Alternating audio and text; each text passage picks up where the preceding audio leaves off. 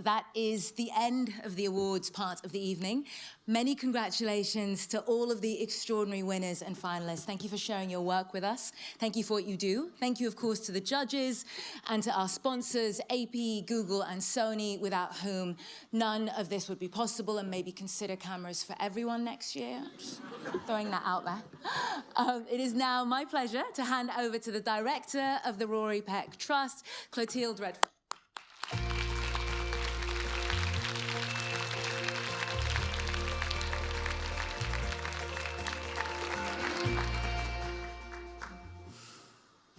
Good evening. So this time last year, I spoke about the importance of purpose. And this year, I've been contemplating the nature and value of solidarity. Solidarity tends to grow naturally between people who share a common sense of purpose. And I've seen solidarity in action in various ways this year, and actually just a few minutes ago in the speeches from our winners. Just this morning, I was at Doughty Street Chambers for the Association of International Broadcasters Media Freedom event, supported by Al Jazeera. It was quite clear that the growing solidarity between lawyers, media industry, and NGOs is driving things forward much faster than any one sector could do on its own. Today, Sophie Kays, our senior Eurasia officer, is at the World Democracy Forum in Strasbourg, representing the Trust's work on the Council of Europe's platform for the protection of journalists. And this week, many of our civil society partners have been in Mexico on a joint mission to highlight the press freedom emergency there.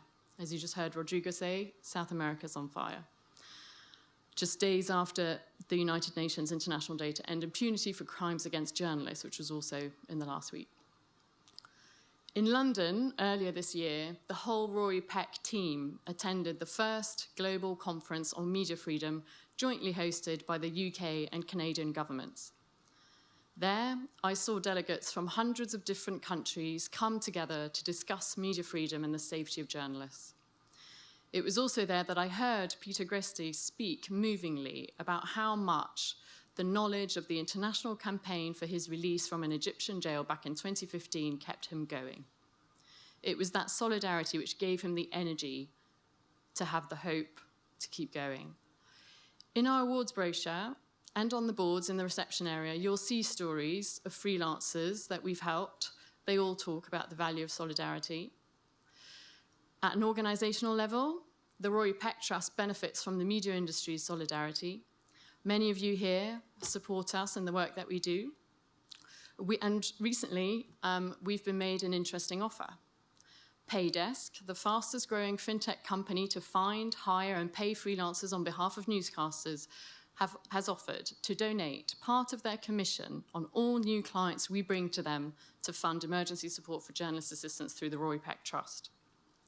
So if your systems for paying journalists are slow or clunky, and I hear many of them are, and we know this is a problem for freelancers' livelihoods, come and talk to me so we can introduce you. It seems like a win-win. And now for the thank yous. The Rory Peck staff team have shown tremendous solidarity and worked hard to support each other through a lot of change this year. And Tina has continued to show solidarity and support way beyond a normal handover, and I'm delighted that we're going to continue working together as she is on the steering committee of the Mary Colvin Journalist Network. Tina, where is she? Tina, you will always be part of the Rory Peck Trust family.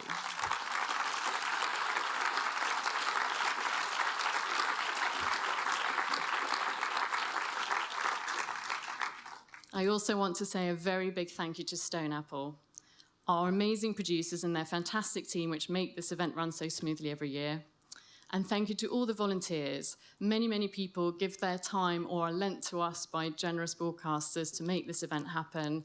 Please honour their commitment and their time as their names come up on the screen in a moment. Then we'll celebrate with the winners and finalists in the Riverfront Bar. Thank you so much for coming.